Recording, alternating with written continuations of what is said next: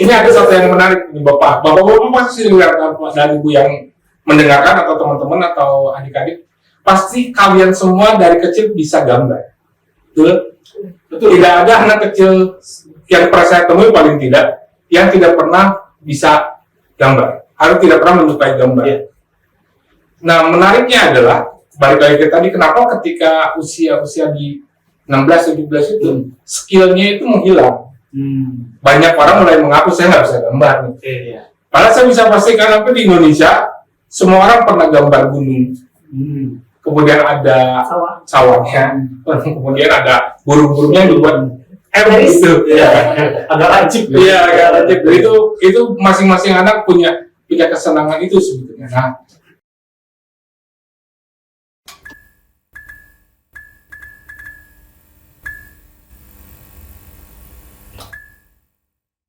Selamat datang di TikTok Trilogi Collaboration Talk.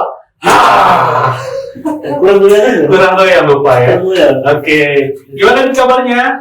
Alhamdulillah baik ya. Gue berasa kayak ngajar anak SD.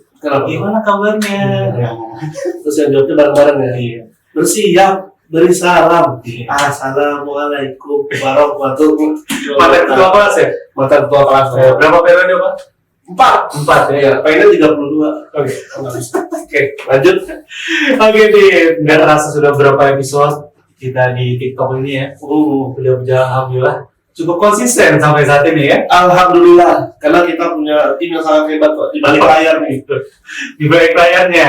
Oke, kita nggak perlu sebutin siapanya aja. Yang penting tema yang akan kita bawakan itu yang paling penting, kayak gitu ya. Nah, Git, Gimana? kelihatannya lu mukanya agak-agak lesu ya. Iya nih. Jadi gini. Ini bukan iklan kan? Bukan, tapi kayak berasa mau ini ya, berasa mau iklan. Iya.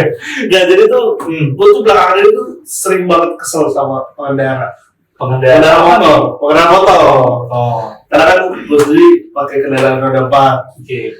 Nah, suka kesel kalau melihat motor-motor yang bawa motor tuh suka nggak pakai pikiran, nggak pakai otak gitu. Tapi kan bawa motor juga nggak pakai otak. Tidak pakai tangan sih, nggak gini dong. Nggak benar pakai tangan. Iya. Nah maksudnya kan, banyak dia ngelanggar lalu lintas. Ada yang dia lampu merahnya belum hijau, tapi udah jalan duluan. Bukan kopo masih kepompong, Tapi udah atas duluan. Abas. Terus dia paling kesal lagi sama motor-motor yang suka ngelawan arah. Apalagi kalau di jalur yang boleh dibilang jalur rame, jalur cepat, terus dia lawan arah. Di samping dia membuat lalu lintas kita jadi macet, itu bisa balikan buat si pemotor itu sendiri, Pak. Agak tersindir ya. Tapi enggak sih, emang benar.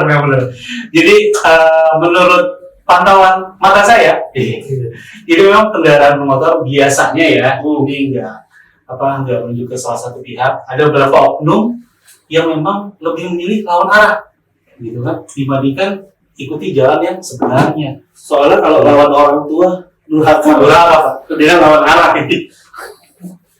Bener. Dulu tadi lu lihat nggak ada berita kurang mengenakan lah dari salah satu daerah di Jakarta? Oh, gue tahu. Itu karena di daerah rumah gue, di daerah Lenteng Agung. Pastinya mengenai lawan arah juga, itu ada 7 pemotor, infonya ya, info per siang yang gue dapetin di siang ini, itu pengendara motor tabrak truk. 7 pengendara motor. Jadi itu ditabrak tuh. Pagi-pagi itu kondisi saat lagi rame-ramenya. Biasanya tuh kalau pagi di daerah Lenteng Agung itu banyak orang tua yang ngantar siswanya, bukan siswanya, anaknya ke sekolah. Gitu. Jadi memang daerah itu banyak sekolah, Pak. Berarti memang setiap hari seperti itu. Pasti setiap hari. Kelakuan para pemotor itu kayak gitu. Ya, itu oknum ya. Yang mengarah gitu. Jadi memang kalau boleh dibilang ya, tanda kutip ya teman-teman atau sobatnya semuanya, berkendara motor itu memang paling besar resikonya dibandingkan kendaraan 4 gitu ya. Menurut data ya, tingkat kecelakaan terjadi dari pengendara motor. Tingkat keselamatannya juga mungkin lebih tinggi dibandingkan yang roda 4. Kenapa? Karena ya kita tahu sendiri lah. Roda 2 misalkan nggak ada airbagnya, atau misalkan tabrak, Udah kan? Tiba-tiba stang putus gitu kan. Tiba-tiba Segitiga patah. kita nggak mungkin tiba-tiba ada bantal keluar kan, keluar airbag gitu. Biasanya ada tuh Pak buat tidur anaknya. Itu nggak boleh kayak gitu. Padahal ya, motor itu kan sudah dibuat, didesain sedemikian rupa ya. Harusnya didesain untuk 2 orang. Gitu. Tapi banyak yang memanfaatkan lebih dari 2 orang. Gitu. Bahkan ada yang 3, 4, sampai apalagi kalau lagi pulang kampung kan di waktu-waktu mudik, Iya. itu bahkan sampai ditambahin bambu lagi Pak di belakang. Oh gitu. Iya, buat nambah lagi 1, 2 orang. Itu kira-kira SIM-nya berubah nggak tuh? Berubah si B, SIM. bambu. Jadi bukan SIM motor lagi. Si motor lagi. Gitu ya. Nah itu maksudnya karena perusahaan-perusahaan motor itu sudah susah-susah loh mendesain motor sedemikian rupa gitu ya. sedemikian rupa aman itulah gitu. Benar. Tapi karena behavior dari kita, dari para pengguna yang kadang suka aneh-aneh, akhirnya malah jadi hal yang tidak diinginkan. Betul. Itu. Memang kadang-kadang kalau kita sebagai pengendara motor atau roda 4 itu kesabaran yang kita uji. Nah, itu. Ngomong-ngomong soal desain, Balik lagi kita akan menghadirkan bukan seseorang, 2 orang ya. 2 orang. Kita kursi ada 2, Bukan seorang dibagi 2 ya? bukan. Dia agak musim. Apa itu? Ya itu membelah diri. Iya. Taman-taman bentuk kartu Enggak. Jarang. Nah, jadi ada 2 orang yang boleh dibilang ini expert di bidangnya. Masing-masing expert di bidang desain.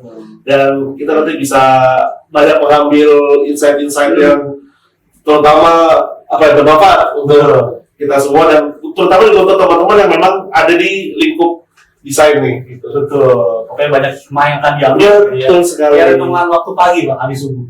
Apa tuh? Ada hikmahnya yang bisa diambil. Iya. Masih tipis sama. Tuh kan lampu nggak biasanya mati lampu nih. Belum Pak, belum. Karena energinya belum kuat. Belum buat. Biasanya kalau udah kuat energinya langsung turun. Jepret Pak. Udah diomongin udah mati. Iya. Lalu tadi gue tuh biasanya kan mati kan, kalau udah 2 episode mati mulu nih. Gue tuh yang ketiga mati lagi kan nih. Apa kita turun apa? Nah itu, boleh kalau sampai. Baru ngomongin nama tadi ya. Turun apa? Nama beneran ya. Satu orang ya. 5 orang. Terima kasih sudah hadir. Tapi saya berasa di tempat yang Agak inisiatif Bapak ini ya. Iya. Selamat datang Pak Oki. Selamat datang. Kami sudah bersedia mengundang istri orang. Kalau istri Pak, belum punya suami saya. Ya sekalian promosi kan. Oh iya benar. Teman-teman yang ada minat desainer muda, cewek, berbakat, single. Nomornya di sini ya. Nomornya. nanti bisa Nanti kita bikinkan pansel laser. Oke. Seleksi nasional. Diseleksi ya. masuk. Rela open recruitment.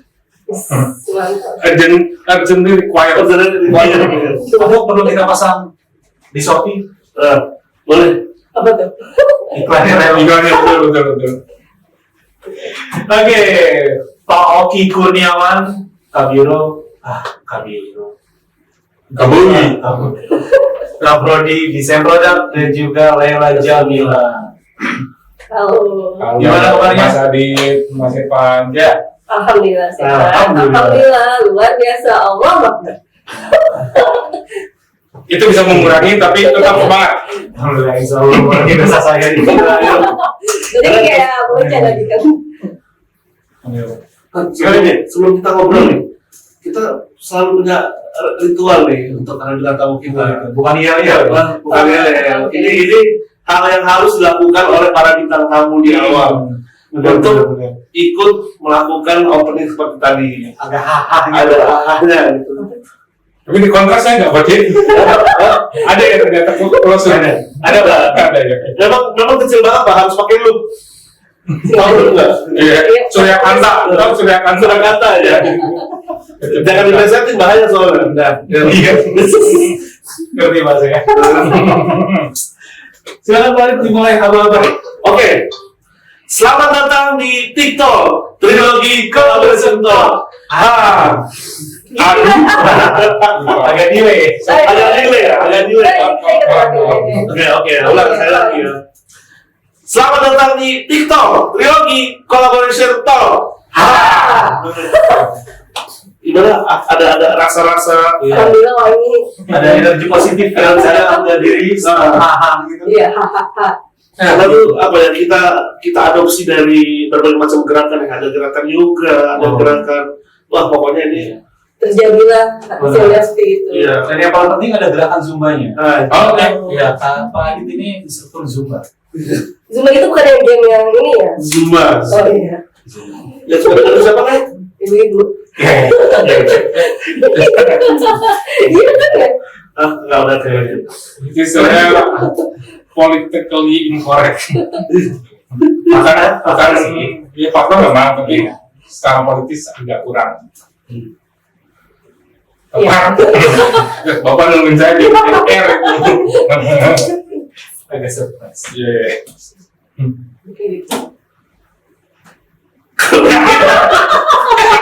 Jadi emang gitu. Ya jadi emang kita konsepnya gini, apa namanya, nunggu-nungguan aja sampai mau nanya. Iya. Tapi berhubung ini saya gini nih. Mungkin kita kenalan dulu ya. Di sini tadi kan udah Pak Oki dan ada Lela. Dua-duanya berarti sama-sama berkutat atau sibuk di dunia desain ya. Iya. Kalau Pak Oki sendiri udah Pak? Ya kebetulan tugas saya nomor 1 jadi dosen. Jadi dosen. Iya. Selain mendesain, jadi desainer juga jadi dosen. Jadi Disebutnya nggak merknya, iya lah ya. boleh. Ya, desain produk Universitas Teknologi. Itu yang dari tahun berapa Pak Oki? Saya apanya tuh? Desainernya dulu atau ngajarnya? Bisa dulu terus ngajar. Oke, saya lulus tahun 2003. Jadi hampir 20 tahun. Hampir 20 tahun lulus dari kuliah di ITB, di Fakultas Seni Rupa dan Desain. Kemudian sebelum kuliah saya udah berdesain freelance dan sebagainya. Nah, mulainya dari 2003 lah untuk desain gitu, Pak. Wah, 2003. Gue masih banyak tahu loh. Aku 3 tahun. Kita berkecimpung di dunia desain. Kalau aku masih balita. Berarti desainnya dulu pertama kali itu memang fokus di desain produk atau fashion atau Sebenarnya gitu. spesifikasi saya tuh desain interior dan interior produk gitu, Pak. Jadi dirancang bangun, merancang ruangan, sedikit kadang-kadang main ngambil kerjaannya arsitek dikit, kemudian di kerjaan produk juga misalkan furniture dan lain sebagainya yang custom, bisa customize gitu. Oke. Berarti bisa merambah segala sisi ya? Ya, tapi saya harus disclaimer itu bukan profesinya, itu sayanya aja maruk. Gitu. Kan profesinya merambah segala sisi kan, sayanya kebetulan maruk aja gitu. Sebenarnya antara maruk dan kompeten beda-beda dikit sih. Ya, tergantung perspektif. Ya. Tadi sedikit merambah ke arsitek. Emang beda. Ya, kan kalau boleh cerita dikit, bukan sejarah ya. Di Indonesia itu perkembangan di desain interior itu sebetulnya salah satunya selain seni dan culture gitu ya, dia akarnya kan ke arsitektural dan kemudian ke atasnya ke sipil gitu ya, ke engineering gitu ya. Makanya kalau terbaru kan misalkan misalkan di UI gitu ya, ada namanya interior arsitektur gitu. Karena memang roots-nya sama. Kalau ITB dia estetika dan budaya dan seninya lebih banyak dibandingkan teknisnya gitu. Jadi kayak ke kakak lah gitu, kalau ke arsitek dia ada kemungkinan bisa ambil ke wilayah seperti itu. Arsitek sedikit diambil ilmunya, Ya. gitu kan istilahnya gitu ya. Sipil juga diambil, gitu ya. Pakai konflik. Semuanya diambil. Ya itu sebetulnya menarik menurut saya desain itu di Indonesia itu karena munculnya memang di akhir zaman modern ya, kayak di 70-an gitu ya. Jadi kan di luar negeri itu udah desain itu berkembang tuh udah dari lama, dia biasanya dari manufaktur, engineering gitu ya, seni dan lain sebagainya. Di kita begitu muncul di tahun itu udah keilmuannya sudah sedikit mapan gitu. Jadi kita bisa ngambil ilmunya sangat luas dan itu valid menurut saya gitu kira-kira. Itu emang, wah ilmunya memang luas banget Pak. Ya, saya akan berhenti ngomongin teknis itu, Pak Arik sama Pak Ivan, karena saya khawatir bapak-bapak nanti majang foto saya di kamar, kemudian dikasih umpan-umpan, dan semua itu saya nggak mau ke arah situ ya Pak. Jadi Tadi di situ aja. Pak Oki cerita, saya sedikit merenung, Sedikit terperangkap. iya. Terperangkap karena nggak ngerti, sedikit ngerti gitu ya. Maksudnya Memang ada apa itu mulainya dari kanker Pak. Ya, sama di dalam Itu saya khawatir itu makanya kita istilahnya gitu. Nah, Berarti Bapak setelah itu lanjut menjadi dosen. saya mulai mengajar itu di tahun 2007 sebetulnya, tapi di Bandung tuh. Oke. Ya, karena ada kegembiraan tersendiri ternyata melihat teman. Maksud saya Pak, ketika kuliah itu saya sudah ikut ngajar di bimbingan belajar menggambar Pak Adit sama Pak Ivan. oke. Di bimbingan belajar itu kan saya menemukan teman-teman yang punya minat, tapi tidak banyak yang sudah punya skill. Jadi saya senang lihat orang yang nggak bisa gambar jadi bisa gambar tuh. Berarti ada bimbel untuk Ada, gambar, ada. baru dengar. Biasanya bimbel itu untuk yang mau apa? Kuliah, gitu kan? Atau bahasa Yang Inggris. itu bimbingan belajar. Kalau saya bimbingan berlayar. Jadi sebelum gitu. Wah. Berarti memang ada apa ya Pak? Ada perasaan tersendiri ketika kita bisa mengajarkan ilmu kita dan orang yang kita ajarkan itu bisa akhirnya bisa gitu. Iya. Ada suatu apa ya perasaan bangga atau Bahkan sebenarnya ini kayak ya makanya saya khawatir jadi terlalu sombong, tapi ini ada satu yang menarik nih Bapak pasti lihat dari Ibu yang mendengarkan atau teman-teman atau adik-adik, pasti kalian semua dari kecil bisa gambar. Betul? Tidak ada anak kecil yang pernah saya temui paling tidak yang tidak pernah bisa gambar atau tidak pernah menyukai gambar. Iya. Nah, menariknya adalah balik lagi ke tadi, kenapa ketika usia di 16-17 itu skillnya itu menghilang. Banyak orang mulai mengaku saya nggak bisa gambar nih. Iya. Padahal saya bisa pastikan apa di Indonesia semua orang pernah gambar gunung. Kemudian ada sawahnya, kemudian ada burung-burungnya yang dibuat gitu. Iya. Agak lancip. Iya, agak lancip. Itu masing-masing anak punya kesenangan itu sebetulnya. Nah, di antara masa itu dan masa SMA, selesai pendidikan dasar ya, tapi mudah-mudahan tidak menyinggung siapapun. Biasanya anak-anak itu mulai ketika mau lulus SMA itu bilang mulai kebagi tuh, ada yang suka gambar, ada yang nggak suka gambar, ada yang bisa gambar, ada yang nggak gambar, ada yang bahkan saya nggak ngerti gambar itu seperti apa. Berarti dia udah defense duluan gitu. Iya. Aku nggak bisa gambar nih. Jadi kebagian saya balik ke yang tadi adalah kayak arkeologi, menemukan artefak sebenarnya mereka udah punya. Pak Ivan udah punya, Pak Arit udah punya gitu. berarti Saya menemukan lucu. bakat-bakat Yang sempat hilang gitu, sempat hilang. Pilihannya mau atau tidak mau, Iya. intinya kayak gitu. Jadi kalau ada yang nanya, saya nggak bisa gambar, nggak mungkin. Nggak bagus mungkin. Iya. Tapi masalah bagus kan masalah kualitas, teknis, bisa dipelajari. Tapi nggak mungkin nggak bisa gambar. Bisa ngitung pasti. Mungkin konsep rumus matematiknya dia nggak bisa. Oke. Karena basic, karena manusia itu visual. Iya. Jadi kita terlahir visual tuh, Bapak.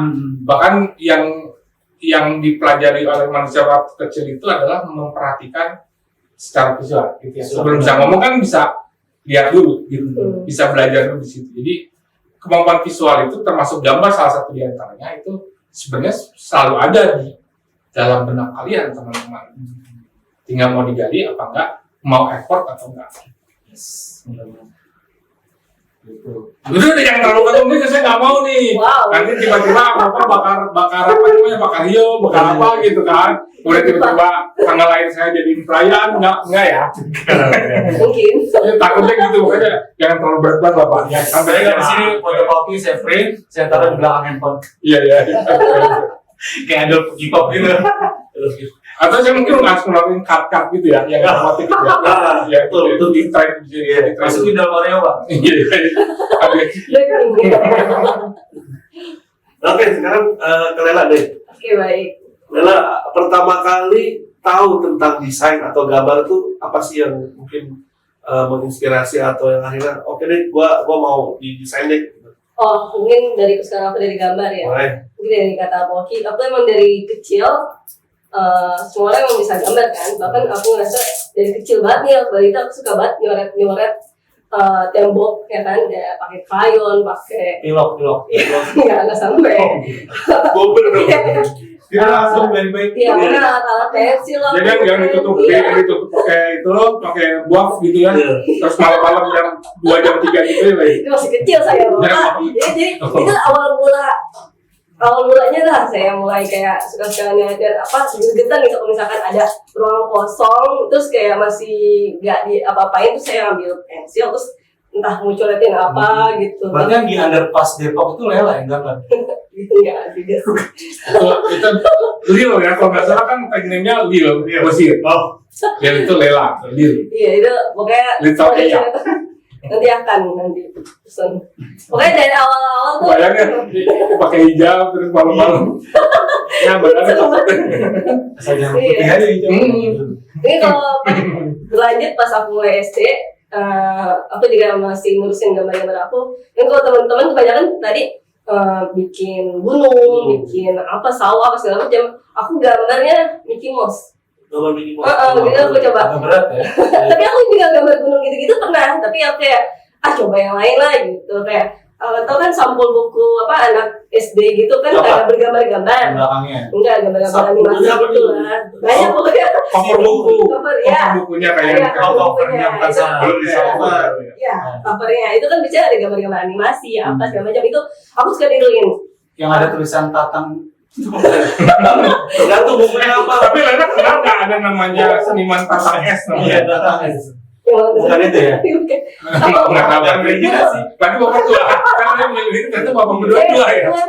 Tahun 2000. Maksudnya cover buku tulis ini. Iya, buku tulis. Betul, Buku iya. tulis itu tuh aku sering tiruin. Jadi pas pelajaran SBK, kan disuruh gurunya tuh ya gambar bebas lah apa segala macam.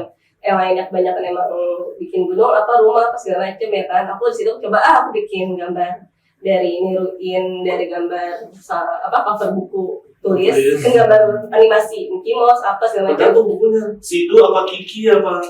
Apa ya? Kiki atau wangi tuh Ya, ya. ada wangi. Terus ada yang agak tipis tuh. Apa Dia ya? lagi. Ya terus suka dibintang teman kan ya tengahnya tuh ditarik Robek. sampai tipis. Ya agak buram gitu ya. Aduh, saya udah pakai tag lagi. Kayak gitu. Terus aku ya dari situ aku suka gambar-gambar SD.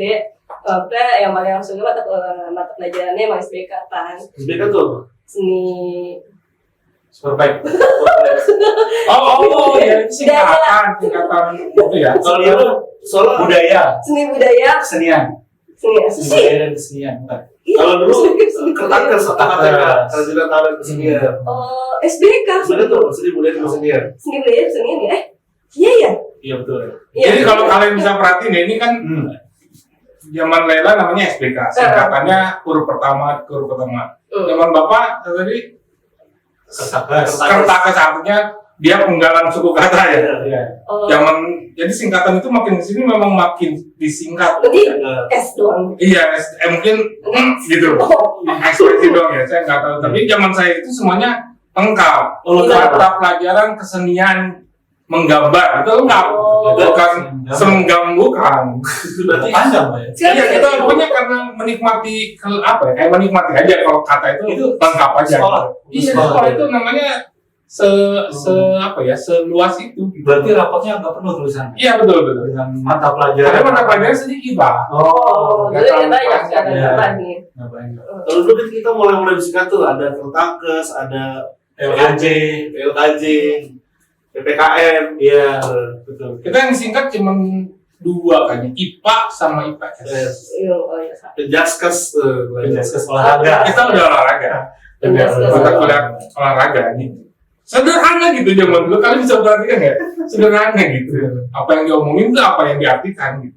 Oh, sekarang makin singkat. Iya. Dulu yang ngomong sekarang kita mata pelajaran SBK gitu. Iya, SBK. Oke, tadi Sibuk SBK mungkin bagus untuk kata sibuk. Lanjut Pak. sedikit meluruskan gambar Lela tadi, gambar Mickey Mouse itu dicetak pakai kertas di bawahnya gambar Mickey Mouse-nya atau langsung gambar? Langsung, jadi ini buku aku tiruin gitu. Jadi kalau dulu kan emang ada buat cetakan pakai kertas karbon gitu ya, warna hitam ya, kan? Jadi kan jadi kotor gitu kan. Udah aku niruin gitu aja, suka iseng-iseng. Karena kan emang dulu emang suka nonton kartun ya kan. Jadi kayak kalau suka sama salah satu tokoh tuh, aku kayak pengen gambar gitu. Udah kayak mulai aku menjerumus apa sih kesukaan aku di bidang seni gitu. Berarti emang dari kecil tuh sudah ada level nih Pak. Udah beda nih. Kalau anak-anak tuh gambar gunung ya. Aku juga pernah nyoba itu sih. Kalau Lela udah mulai melihat objek terus digambar. Mickey Mouse di gunung. Iya, bener, naik gunung. Kalau gue dulu duit koin paling gini pakai pensil. Aku juga pernah. Itu doang. Itu menggandakan uang sih. Sampai terbaik. Tapi kalau gue makin kesini, duit logam yang kuning bisa jadi cincin. Gimana? Buat nyambut jenggot. Oh, gitu. Itu Sobat kita lihat ya. Sebenarnya sih Agak Jokes zaman dulu begitu mungkin. Oke lah, jadi dasarnya itu ya, yang kayak gambar atau desain. Jadi ibu langsung terperangah. Aduh, Dulu pada ibu. Oh, ibu aku mah nggak tahu. Saya mungkin kayak lebih ke yang suka aja. yang tahu tetangga ya. Nggak mungkin nggak tahu. kebetulan yang tahu tetangga rumah saya walaupun jauh rumah itu ada tuh namanya Lela. Kalau suatu saat dia akan menjadi desainer gitu. Kira-kira. Jauh banget. Ya tapi itu boleh juga menambahkan juga ini kan masalah yang tadi bilang another level beda dengan lain itu kan masalah curiosity gitu ya Pak. Jadi kadang-kadang lingkungan itu juga penting Pak. Jadi kalau lingkungannya mengokekan menggambar itu pasti anak-anaknya bisa gambar, pasti menyenangi gambar. Nah sering terjadi kondisi itu di Indonesia itu jarang Pak. Kan di Indonesia menggambar itu seperti dianggapnya skill yang tidak bermanfaat. Kayak saya dari dulu tuh paling sering menggambar itu di mata pelajaran matematika. Oh, cara buku matematika. Iya, gitu. Sama sih juga. Ya kan? Tentu dimarahi gitu karena memang tidak sesuai. Tapi itu yang kadang-kadang salah. Jadi ada di teori berpikir kreatif itu visual trigging visual trigging apa istilahnya? Saya sering ketertarikan visual atau kunci visual itu akan memudahkan kita mengingat sesuatu yang sifatnya abstrak kayak tulisan, kayak rumus-rumus gitu. Makanya sebenarnya saya menggambar itu sebenarnya proses belajar saya nih. Karena begitu misalkan ada rumus terus saya kasih gambar sesuatu yang menurut saya menarik, ini rumus pasti saya ingat. Ketika lupa terus saya ingat gambarnya apa, rumusnya seperti apa gitu. Itu sebetulnya kalau kemampuan itu dikembangin dan itu adalah teknologi kalau saya coba kembangkan, sebenarnya visual itu bukan hanya sekedar gambar, tapi dia adalah sebuah bahasa Pak. Yang bisa jadi komunikasi. Bahkan pernah saya baca buku Primbon gitu ya. Oh iya. Gambar itu bisa mengurangi stres, betul. Bahkan di Gramedia atau toko-toko buku itu banyak buku-buku untuk mengurangi stres. Salah satunya gambar, mewarnai. Ada banyak bisa dicek. Kalau beberapa mulai kan mulai Islam itu kayak jual-jual buku yang untuk mewarnai, untuk stress relief dengan gambar sesuatu. Bahkan sampai yang jelimet gambar batik kayak gitu ya. Iya. Itu saya bisa setuju di beberapa poin, tapi bisa juga tidak setuju Pak. Sebetulnya gimana Pak? Ini paling tidak yang saya pelajari ya, paling tidak yang saya coba teliti gitu. Jadi sebetulnya gambar itu paling berfungsi untuk stress release itu adalah ketika kertas kosong itu diisi. Karena kan kita tadi manusia visual ya. Kita kadang-kadang sadar tapi sebetulnya apa yang kita lihat itu terekam di memori kita Pak. Mau sadari mau enggak. Makanya kalau mungkin salah satunya Bapak kalau di tempat yang crowded itu cepat lelah. Iya. Di tempat ramai itu cepat pusing, misalkan ada beberapa yang sampai muntah misalkan. Itu karena secara visual itu dia nggak bisa. Mata itu kadang-kadang indera kita paling nggak, tapi pandusan di mata itu dia nggak bisa shutdown begitu aja. termasuk kuping di dalamnya. Ini kan kalau kombinasinya ya. Nah, kenapa menggambar itu stress release, saya setuju sekali. Jadi apapun yang di otak kita bisa keluarkan dalam gambar itu. Jadi memori baru.